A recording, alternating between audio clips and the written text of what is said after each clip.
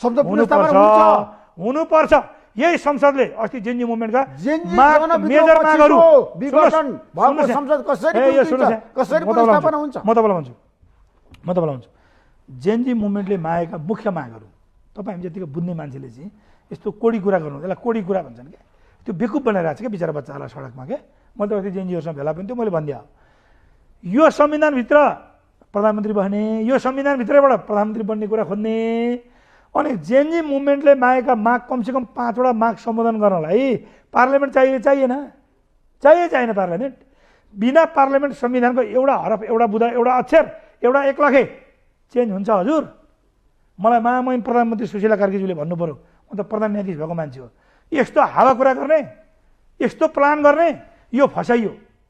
जेएनजीहरूको एजेन्डालाई hijack गरियो, फसाइयो। त्यसमा अब हाम्रो राजनीतिक दलका नेताहरूको हेर्नुहोस् यो त्यो चरम यो जुन थियो नि लुटतन्त्र, त्यसले हामीलाई चाहिँ घाटा गरे हो। तर तपाईँ र म यहाँ बसेको छु नि त, ल उभिउँ न पशुपतिनाथमा।